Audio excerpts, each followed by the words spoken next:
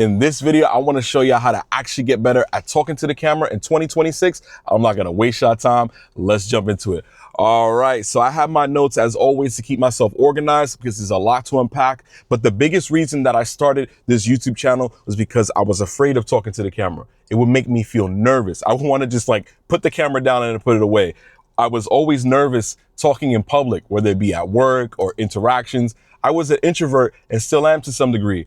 So these steps will help you get better. And I'm gonna be honest with you, it's a lot to unpack. So I have my phone to keep my notes organized. But the first thing is first, be yourself.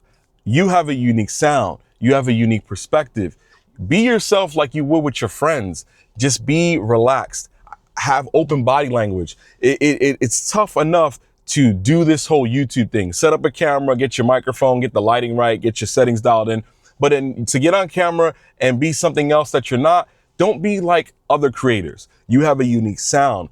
Bring that to the forefront. That's what people want to hear. They can go watch Mr. Beast. They can go watch all these other channels, but people came to your channel for your unique sound and they'll come back because that's what they look for. They look for authenticity. Be yourself because it also will make it easier for you to talk and go over this process. Some people read scripts, some people put down bullet points, but if you have to put on this act, it just becomes more complicated. I feel I'm most comfortable when I'm being myself. I'm being upfront about me having notes set down. Don't try to put all this pressure to put on this little magical act because save that for the actors. Let the actors do that. Be yourself because you'll be more comfortable. And when you have to turn on the camera again, you won't be having to put on this YouTube voice, if you will. All right, let's move on to the next one. And this ties back to what I just said. Use bullet points and not scripts. Some people like to script, but in the beginning, you're trying to figure out how are you going to do this niche? How are you going to set the camera down? Where are you going to film? But if you have bullet points, and I've done this in every of my videos, you can check that. You can check all my videos next to the like button and subscribe button. Get subscribed because we got more content coming your way in the future, just like this. But shameless plug. But you know, I always like to organize myself because in my early YouTube videos, I would start talking about this, talking about that, and I'll be all over the place.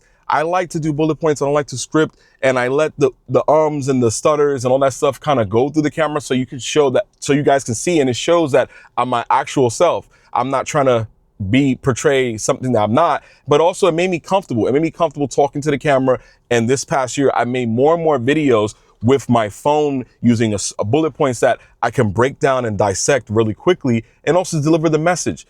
People don't want to go through this whole, you know, I went out and got coffee today, and, you know, use bullet points. You can use scripts if you want, but I feel like in the beginning, when you want to figure this whole thing out, be dynamic and use bullet points that'll maximize your workflow and keep you organized when you're talking to the camera. All right, let's move on to the next one. Now, every time I turn on the camera, I always do this. And I know this sounds weird, but hear me out. I always visualize that I'm talking to one person. You are sitting here watching this video. I think of a friend, I think of a family member, but I think everyone in my channel that is subscribed or is watching the content or coming to the channel for the first time as one family member that we're sitting down, we're having coffee, and we're having a conversation about talking about whatever topic. In this situation is talking to the camera. If you start to think about all those people in the world, and it makes me nervous even thinking about it. If you think about all those people in the world that can watch your video, it can be nerve-wracking. Let's say your face is on YouTube, and that could be hundreds to thousands of millions of people who could see this video. So if you think about one person that you're helping out, one person that is a friend, one person that you are supporting in the journey, or one person who may look back at this as a family member who may look back at this years later, it becomes more easier to have this conversation. I always used to get nervous in crowds, or let's say I'm talking to someone I never met. But if you think about just that one person that you may be helping out, that one person that you're talking to, you become relaxed. It's just a one-on-one conversation. Because if you have to talk to 50 people, that's scary, right? If you have to talk to 100 people, that's intimidating. Or 1,000 people, it is scary. So speaking to one person, thinking about it that way, keeps you grounded, and it makes it easier every time you do it. All right, let's move on to the next one. Now, I'm gonna be honest. It's already tough having conversations in public, right? With someone you never met. But what I want you to do is to keep it conversational. Keep it interactive like this. I'm being upfront. I'm telling you that what I'm doing. I have my phone here, but let's have a regular conversation. I feel like I can relate to someone who's making a YouTube video if it's like conversational, even if it's a vlog, even if it's a how-to video. But talk to me. Talk to the person that is at the other end of the lens. Don't talk as if you're like, telling someone the weather off of a teleprompter. Be natural. When you're natural, one, it makes you feel comfortable. Two, it ties back into that last one. It feels like we're having a one-on-one conversation. Like me and you are just relaxing, we're chilling, we're talking about what it's like to be a creator, what it's like to talk to the camera. And if you do these things, that's like a small tip. If you keep it like having a conversation with a friend, it becomes easier. You don't have to start using words that you don't understand. Don't bring up jargon that you don't really get, because I think that just comes off disingenuous. But treat it like you're having a conversation. Like I'm talking to you, you're sitting right here, you're in my truck, we're grabbing coffee, we're talking about how to get better at YouTube and talking on the camera. If you do that, it becomes even more easier. And I'll be honest, like even to this day, I turn this camera, I had to do like 2 or 3 takes because I still get butterflies. It can be hard. I know it's difficult, but it doesn't have to be. Use these steps, it'll be easier. Let's move on to the next one. All right. Now, I'm gonna be honest, the same way you clicked on this video, you gotta ask your audience for questions. Leave a point of actions. Use questions to pull people back in for another video, or use questions to get people to engage in the comment section. Bring up pain points. Like this is a tough thing. Talking in public is no easy feat. So if you answer a question in your thumbnail, or ask a question in your title, keep it conversational, because that'll bring people in, and also you'll be able to find a solution for someone who's on the other end of that camera. And one, it'll become easier and it's natural, and I can't explain it, but that's how I kind of tie this whole thing into speaking in front of the camera. Even today, like I'm talking to y'all, I get butterflies. Like you got to think about it. You are talking to millions. You could be talking to millions of people at some point, and you're on display in front of the camera. So I know what it feels like. But ask a question that you can answer, and you'll provide value accidentally. And two, you'll be able to find a solution to someone, or a solution to your problem that you already figured out, and you could be an expert at delivering that message. All right, let's move on to the next one. Now, this one's a big one. I want y'all to lock in legitimately with me, like literally giving direct eye contact, looking directly at the camera. Now, I'm not going to tell you to just always just look at the camera, but make it natural. It goes back to that conversational style. Look directly at the camera, not at the viewfinder or the display, if you will. Look directly at the camera, but also turn away. Make it, when you're talking to someone in public or one of your friends, you're not going to just be looking at them like that. That's weird. You want to make it natural. Relax your arms, relax your body. Take a deep breath. And I know this sounds weird. Take a deep breath every now and again, but have a conversation like you're talking to someone you care about, someone you want to help, or even a family member. Just give eye contact like you would. And then it makes the conversation that we're having, because this is a conversation, to be more natural, more relaxed, and it doesn't have to be so uptight. I guess you would say every couple of seconds, look at the camera, look directly at the lens, turn away. I can't explain it. That's something you have to practice, but act like you're having a conversation with a friend. I know this is kind of tying these things back in, but I feel like if you picture one of your friends that you're helping, think of your best friend, think of a close friend that you actually, would give advice to.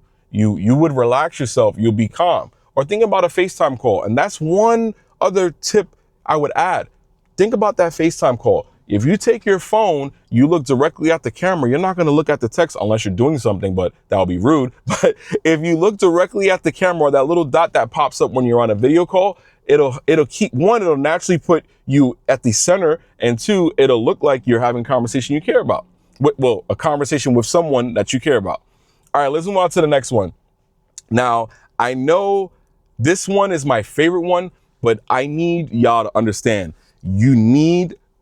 Once you get all these things down, one of the number one things is to speak with authority. Speak with confidence. Have fun with it. you created several videos. At this point, you already have a flow, but speak with authority so people can understand the message that you're delivering is natural and is real. That way you can push that volume, speak that authority through the camera, and they can feel you.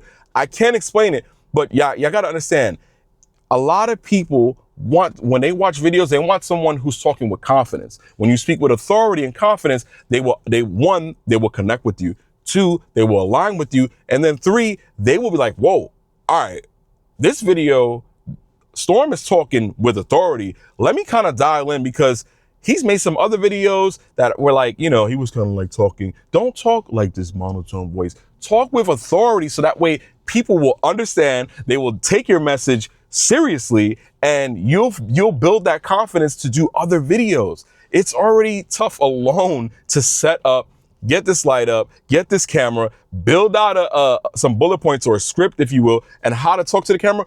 And then you get to you do all that work, and then you're like, well, guys, welcome back to another video. I guess I'm here doing. No, speak with confidence, because you did this. You set this up. You're the director. You're the actor. You're all these things. Be confident, speak with authority, and people will be able to take your message and they'll run with it. They'll actually put these into practice. All right, let's move on to the next to last one. And I know this is a process. You got to set up, you got to edit, you got to do all these things, but above all, have fun with this.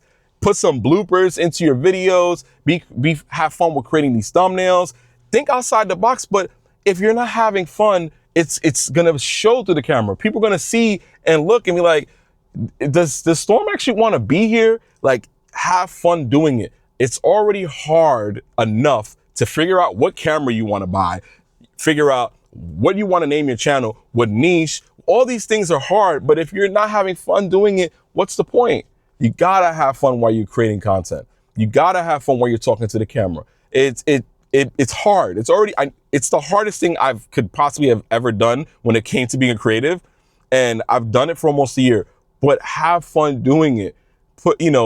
Have fun doing your color grading. Have fun in the spaces that you film. I know right now it's the wintertime, so it's not really the funnest to be in the car, but this is my space. This is my office. I got good noise isolation. I got a comfortable seat. I got good lighting. So put that spin on your content. I know things can get boring, but have fun with it. I know that sounds silly, but just have fun doing it. All right. Now, this is the last one.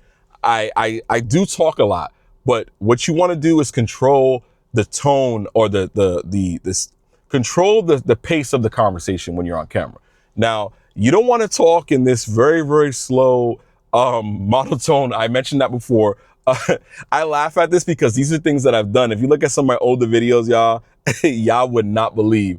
But control your pacing. Talk in a demeanor that is calm, but also don't talk too slow, because then people are gonna get bored. If I watch a video and someone is talking in this pace that's very slow, I'm gonna 2 times speed it, or I'm gonna just click off. Talk at a pace that's, relaxed, comfortable, but also keeps the video flowing. In a situation where I have to talk in these videos and I don't do much edits, I try to keep a pace. I'm also a talker, so it helps me with that. But talk at a pace that's comfortable, but also natural. So that way the conversation that goes back and forth with you and the person that's watching at the other end of the lens is real.